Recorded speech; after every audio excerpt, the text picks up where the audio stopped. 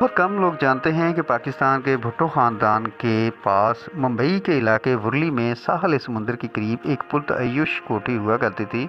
सन 1954 से 1958 के दरमियान पाकिस्तान के साबिक वज़ीर आज़म जुल्फ़िकार अली भुट्टो अक्सर उस कोठी में रहने आते थे, जबकि उनका पूरा ख़ानदान पाकिस्तान में मुकीम था। यह वही दौर है जब मुंबई में फ़िल्म मुग़ल आज़म की शूटिंग चल रही थी। नौशाद याद करते हुए बताते हैं कि इस फिल्म का गाना मोहे पंगठ पे नंदलाल छोड़ गया रे शूट हो रहा था। जुल्फ़िकार अली भुट्टो को ये गाना और मधुबाला इस कदर पसंद थी कि वो इस गाने की शूटिंग देखने रोज़ाना सेट पर आते थे। वो मधुबाला से शादी के लिए बहुत संजीदा थे और एक बार उन्होंने दोपहर के खाने के दौरान मधुबाला के सामने अपना ये इरादा भी ज़ाहिर किया, मगर जवाब में उन्हें मधुबाला का इनकार मिला। उस वक़्त किसी ने सोचा भी नहीं था कि एक दिन जुल्फ़िकार अली भुट्टो पाकिस्तान के सदर और बाद अज़ाम वज़ीर आज़म बन जाएंगे। जब इस गाने की शूटिंग हो रही तो मुग़ल आज़म के कोरियोग्राफ़र लच्छू महाराज को एक ऐसी रकासा की ज़रूरत थी जो चेहरे के तासुरात और हाथों की हरकत के ज़रिए से गाने के अल्फाज का इजहार कर सके। याद रहे कि चीनी वज़ीर आज़म चू एन लाई पाकिस्तान के मशहूर शायर फैज़ अहमद फैज़ और मशहूर अतालवी फिल्मसाज रॉबर्टो रोसोलिनी और लॉरेंस ऑफ अरेबिया के डायरेक्टर डेविड लीन भी मुग़ल आज़म की शूटिंग देखने वालों में शामिल थे। मधुबाला एक खूबसूरत अदाकारा थी। खूबसूरत लोगों की दुनिया में भी वो मुख्तलिफ नज़र आती थी। कहा जाता है कि उनकी शायाशुदा किसी भी तस्वीर ने उनकी हकीकत और असल खूबसूरती के साथ इंसाफ नहीं किया। यानी यूँ कह लें कि वो हकीकत में जितनी खूबसूरत थी, तस्वीर में शायद उतनी खूबसूरत नज़र नहीं आती थी। उनका मुवाजना अक्सर बॉलीवुड की खूबसूरत तरीन अदाकारा मार्लन मिनरो से किया जाता है। दोनों की खूबसूरती का हर तरफ चर्चा था और उन दोनों में यह कदर भी मुश्तरक रही कि वो सिर्फ ज़िंदगी की 36 बहारें देख सकें। यानी दोनों की वफ़ात सिर्फ 36 साल की उम्र में हो गई। इससे कतई नज़र कि मधुबाला ने कभी भी खुद को ऐसी अलामत के तौर पर पेश नहीं किया और प्रेस और आम लोगों को हमेशा अपनी निजी ज़िंदगी से दूर रखा, जबकि मार्लन की ज़िंदगी का असल बयानिया लोगों से रब्ता रखना था। मधुबाला को हमेशा सेट पर वक्त पर आने की आदत थी। कई बार वो फिल्म के हदायतकार से पहले ही सेट पर पहुंच जाती थी, जबकि मार्लन सेट पर इंतहाई लेट आने वाली अदाकारा के तौर पर हमेशा रहीं। मधुबाला के दिन का आगाज़ सुबह 5 बजे होता था और वो दिन की शुरुआत मुंबई के कार्टर रोड साहिल के करीब चहलकदमी से करती थीं। मशहूर अदाकार प्रेम नाथ उन्हें अपना सुबह का अलार्म कहते थे। मधुबाला उन्हें रोज़ाना सुबह 6 बजे फ़ोन करती थीं ताकि वो टेनिस खेलने के लिए जाग जाएं। सन 1952 में फिल्म फेयर मैगज़ीन ने यह जानने के लिए एक सर्वे किया कि इंडिया की सबसे खूबसूरत अदाकारा कौन है। नेलेनी जियोलेंट इस सर्वे में पहले नंबर पर आईं, जबकि नरगिस और बीना राय ने दूसरा और तीसरा मुकाम हासिल किया। हैरत अंगेज़ तौर पर मधुबाला इस मुकाबले में चौथी पोजीशन हासिल कर सकें। लेकिन जब 1993 में एक और सर्वे किया गया तो इसमें मधुबाला को पहला मुकाम मिला, जबकि नरगिस और मीना कुमारी दूसरे और तीसरे नंबर पर रहीं। मधुबाला की शोहरत आहिस्ता आहिस्ता मगरबी दुनिया में भी फैलने लगी थी। इनकी कई तस्वीर गैर मुल्की मैगज़ीन के सरे वर्ग पर शाया हुई। मशहूर फिल्म डायरेक्टर फ्रैंक कैपरा जब हिंदुस्तान आए तो उन्होंने कहा कि वो मधुबाला के लिए हॉलीवुड में काम करने का रास्ता खोल सकते हैं। मशहूर फिल्मी सहाफ़ी बन के करंजिया अपनी सुरवानही उमरी काउंटिंग माई ब्लेसिंग्स में लिखते हैं कि जब मैंने मधुबाला के वालिद अताउल्लाह खान को इसकी पेशकश के बारे में बताया तो उन्होंने मधुबाला को हॉलीवुड भेजने से ये कह कर इनकार कर दिया कि उन्हें कांटे और छुरी से खाना खाना नहीं आता। एक मरतबा मीनू मुमताज़ ने मधुबाला की खूबसूरती बयान करते हुए कहा था कि इनकी रंगत इतनी गोरी थी कि अगर वो पान खाती तो इसका सुर्ख रंग इनके गले से नीचे उतरता हुआ साफ देखा जा सकता था। इसी तरह शम्मी कपूर साहब ने भी ये कहा था कि अगर वो पानी भी पीती हैं तो हम इसे इनके गले से नीचे जाते हुए साफ देख सकते हैं। मधुबाला 14 फरवरी 1933 को यानी वैलेंटाइन डे पर दिल्ली में पैदा हुई। इनके बचपन का नाम मुमताज़ जहां बेगम था। मुमताज़ अपने 11 बहन भाइयों में 5वें नंबर पर थीं। उन्होंने सिर्फ 9 साल की उम्र में फ़िल्मों की दुनिया में कदम रखा। उनकी पहली फ़िल्म बसंत थी। ये फ़िल्म करने के बाद वो दिल्ली वापस आ गईं। फिर उन्हें बम्बई से उमैया चक्रवर्ती का फ़ोन आया जो उन्हें अपनी फ़िल्म जवार भाटा में एक किरदार देना चाहती थीं। वो बम्बई वापस चली गईं, लेकिन कुछ वजूहात की बिना पर उन्हें जवाहर भाटा का किरदार नहीं मिल सका। लेकिन उनके वालिद ने बम्बई में ही रहने का फ़ैसला किया। मरूफ अदाकारा देविका रानी ने इनकी मेहनत देखकर बहुत मुतासर हुईं। उन्होंने इन्हें एक नया नाम मधुबाला दे दिया। साल 1948 में उन्हें फ़िल्म सिंगार में सुरैया के साथ सहनायिका का किरदार मिला। रफ्ता रफ्ता उनकी शोहरत में इजाफा होने लगा और उन्हें बतौर हीरोइन कई किरदार मिलने लगे। मशहूर हदायतकार केदार शर्मा ने उन्हें राज कपूर के मुकाबिल फ़िल्म नील कमल में साइन किया।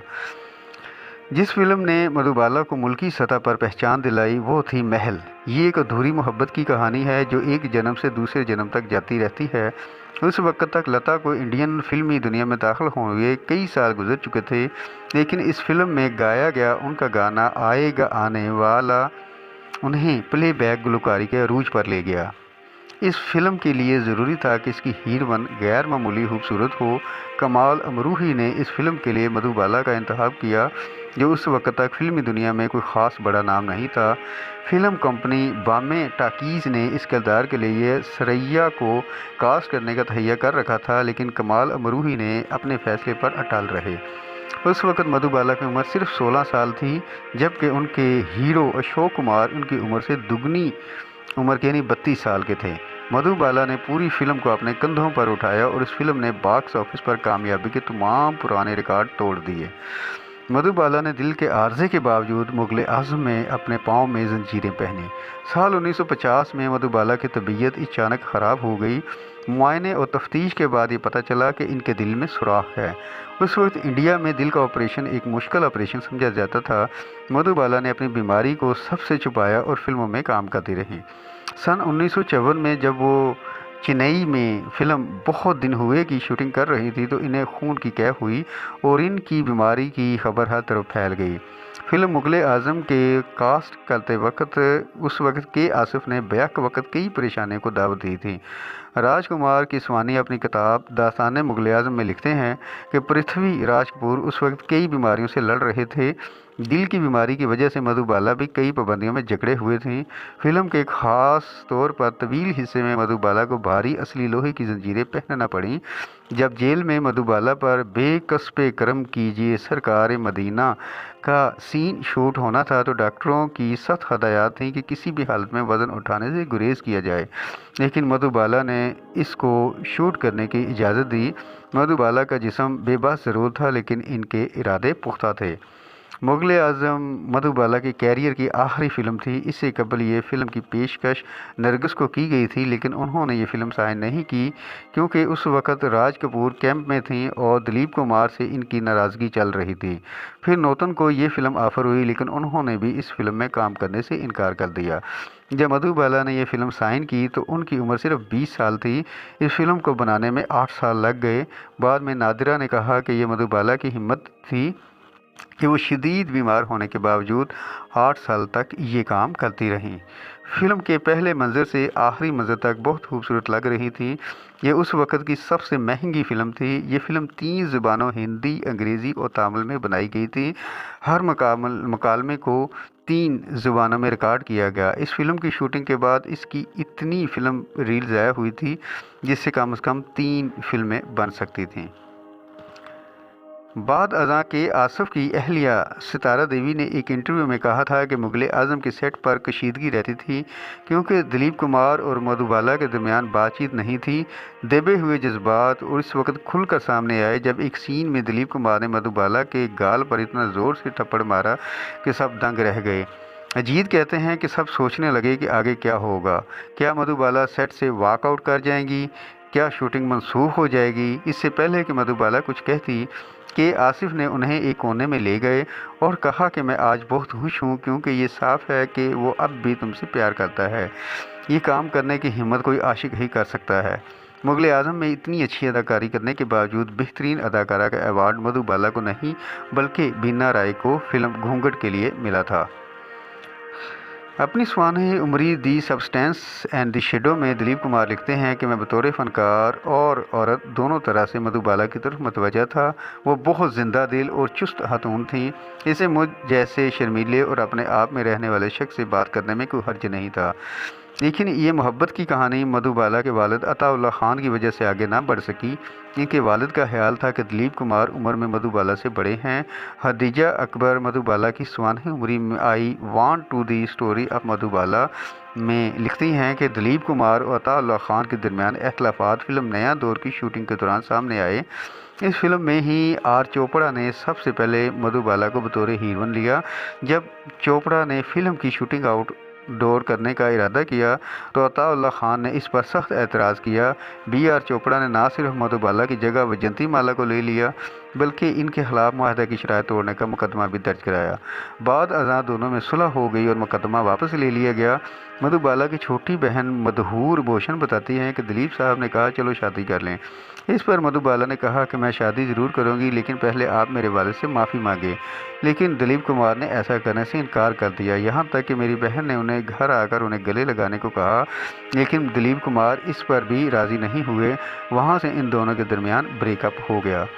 जब मधुबाला को मालूम हुआ कि दिलीप कुमार इनसे शादी नहीं करेंगे तो उन्होंने ये साबित करने के लिए किशोर कुमार से शादी कर ली कि वो किसी भी मर्द से शादी कर सकती हैं। हालांकि दोनों एक दूसरे को अच्छी तरह जानते भी नहीं थे।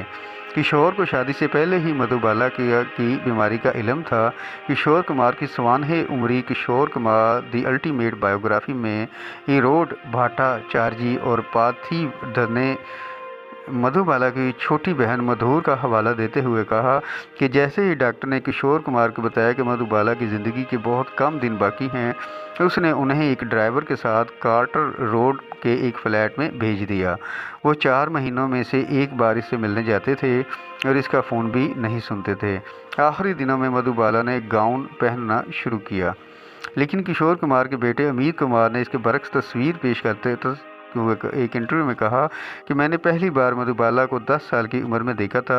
मेरे वालिद ने बरांडा में फ़्लैट लेकर इनके साथ रहना शुरू कर दिया। मैं छुट्टियों में इनके साथ रहता था। जब मैं उन्हें झुमरू के सेट पर देखा तो बहुत खूबसूरत लगती थी लेकिन बाद में वो कमज़ोर पड़ गई थी। बाद में मधुबाला बांद्रा में अकेली रहने लगी। मेरे वालिद हर रोज़ उनके पास जाया करते थे। वो इसरार करती थी कि वो इसके साथ खाना खाएं। इसका मतलब ये था कि मेरे वालिद को 2 बार रात का खाना खाना पड़ता, एक बार मधुबाला के साथ और दूसरी बार मेरी अम्मी के साथ। अनिल बसवास का ख्याल था कि फ़िल्म इंडस्ट्री में मधुबाला से ज़्यादा नरम बोलने वाली और लोगों को इज़्ज़त देने वाली कोई और ख़तून नहीं थी।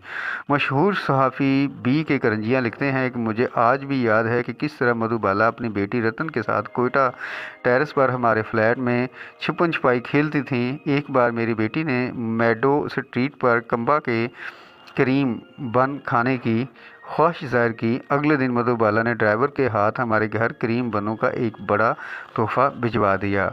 जब दिलीप कुमार सायरा बानो से शादी कर रहे थे तो मधुबाला ने उन्हें पैगाम भेजा कि वो इनसे मिलना चाहती हैं। दिलीप कुमार उनसे मिलने गए तो मधुबाला बहुत कमज़ोर हो चुकी थीं। उन्होंने बहुत धीमी आवाज़ में उनसे कहा कि हमारे शहज़ादे को इसकी शहज़ादी मिल गई है, मैं बहुत खुश हूँ। जब मधुबाला ब्रेच कैंडी अस्पताल में अपनी आखिरी सांसें ले रही थी तो बी के करंजिया शायद इनसे मिलने वाले आखिरी शख्स थे। करंजिया लिखते हैं कि मधुबाला को जब अस्पताल में सांस लेने में दुश्वारी थी और नाक में ऑक्सीजन ट्यूब लगी हुई थी, वो इस वक्त भी बेहद हसीन लग रही थी कि वो मुझे देखकर मुस्कुरा दी। मैंने इनका हाथ अपने हाथ में लिया। हम खामोशी से एक दूसरे की आंखों में देखने लगे। नर्स ने मुझे इनके करीब बैठने के लिए सिर्फ 5 मिनट का वक्त दिया था लेकिन मधुबाला ने मेरा हाथ नहीं छोड़ा। उनकी आंखें भर आने लगीं। मैंने अपना हाथ आहिस्ता से छुड़ाया और दोनों हाथों से उनका हाथ थाम लिया। फिर मैंने झुककर इसकी ठंडी और नम पेशानी को बोसा दिया। मेरी आंखों में भी आंसू आ गए और मैं एक फ़ौरन कमरे से बाहर आ गया। नर्स ने आहिस्ता से मधुबाला के कमरे का दरवाज़ा बंद कर दिया और आहिस्ता से अपना हाथ मेरे कंधे पर रखा। इसने सरगोशी की और कहा, दुआ करो। अगले दिन 23 फरवरी 1969 यानी अपनी 36वीं सालगिरह के 9वें दिन मधुबाला ने इस दुनिया को अलविदा कह दिया। उस दिन दिलीप कुमार मदारस में शूटिंग कर रहे थे। जब वो बम्बई पहुंचे, मधुबाला दफन हो चुकी थी। वो एयरपोर्ट से सीधा कब्रिस्तान गए और इनकी कब्र पर फूल चढ़ाकर इनकी आखिरी रस्मात अदा की।